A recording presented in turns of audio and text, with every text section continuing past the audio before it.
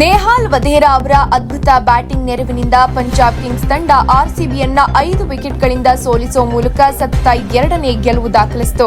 RCB ಮತ್ತು ಪಂಜಾಬ್ ನಡುವಿನ ಈ ಪಂದ್ಯ ಮಳೆಯಿಂದಾಗಿ ತಡವಾಗಿ ಆರಂಭ ಆಯಿತು. ಹೀಗಾಗಿ ಪಂದ್ಯವನ್ನ ತಲಾ 14 ಓವರ್ಗಳಿಗೆ ಸೀಮಿತಗೊಳಿಸಲಾಯಿತು. ಪಂದ್ಯದಲ್ಲಿ ಪಂಜಾಬ್ ಟಾಸ್ ಗೆದ್ದು ಮೊದಲು ಬೌಲಿಂಗ್ ಮಾಡೋಕೆ ನಿರ್ಧರಿಸಿತು. ಹೀಗಾಗಿ ಮೊದಲು ಬ್ಯಾಟಿಂಗ್ ಮಾಡಿದ ಆರ್ಸಿಬಿ 14 ಓವರ್ಗಳಲ್ಲಿ 9 ವಿಕೆಟ್ ಕಳೆದುಕೊಂಡು 95 ರನ್ ಕಲೆ ಹಾಕಿತು. ಇದಕ್ಕೆ ಉತ್ತರವಾಗಿ ಪಂಜಾಬ್ ತಂಡ 12.1 ಓವರ್ಗಳಲ್ಲಿ 5 ವಿಕೆಟ್ ಕಳೆದುಕೊಂಡು ಗೆಲುವಿನ ದಡ ಮುಟ್ಟಿತು. ಪಂದ್ಯದಲ್ಲಿ ಮೊದಲು ಬ್ಯಾಟಿಂಗ್ ಮಾಡಿದ ಆರ್ಸಿಬಿ ತಂಡದ ಬ್ಯಾಟಿಂಗ್ ಅತ್ಯಂತ ಕಳಪೆಯಾಗಿತ್ತು. ತಂಡದ ಪರ ಕೊನೆಯ ಹಂತದಲ್ಲಿ ಟಿಮ್ ಡೇವಿಡ್ ಅರ್ಧ ಶತಕದ ಇನ್ನಿಂಗ್ಸ್ ಆಡಿದ್ದಿದ್ರೆ ಆರ್ಸಿಬಿ ಇನ್ನೂ ಕಡಿಮೆ ಮೊತ್ತಕ್ಕೆ ಆಲ್ಔಟ್ ಆಗ್ತಿತ್ತು. ಒಂದು ಹಂತದಲ್ಲಿ ಆರ್ಸಿಬಿ 63 ರನ್ಗಳಿಗೆ 9 ವಿಕೆಟ್ಗಳನ್ನು ಕಳೆದುಕೊಂಡಿತ್ತು. ಇಲ್ಲಿಂದ ತಂಡದ ಪರ ಏಕಾಂಗಿ ಹೋರಾಟ ನೀಡಿದ ಟಿಮ್ ಡೇವಿಡ್ ಅಜೇಯ 50 ರನ್ ಗಳಿಸುವ ಮೂಲಕ ತಂಡದ ಸ್ಕೋರ್ ಅನ್ನು 95 ರನ್ಗೆ ಕೊಂಡೊಯ್ದರು.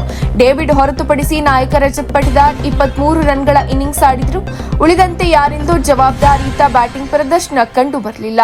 ಪಂಜಾಬ್ ಕಿಂಗ್ಸ್ ಪರ ಅರ್ಶ್ದೀಪ್ ಸಿಂಗ್, ಯಜುವೇಂದ್ರ ಚಹಲ್, ಮಾರ್ಕೊ ಯಾನ್ಸನ್ ಮತ್ತು ಹರ್ಪ್ರೀತ್ ಬ್ರಾರ್ ತಲಾ 2 ವಿಕೆಟ್ ಪಡೆದರು.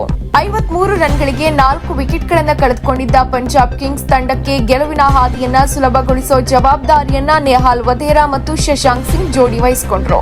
5ನೇ ವಿಕೆಟ್ಗೆ ಇಬ್ಬರ ನಡುವೆ 21 ಎಸೆತಗಳಲ್ಲಿ 28 ರನ್ಗಳ ಪಾಲುದಾರಿಕೆ ಕಂಡುಬಂತು.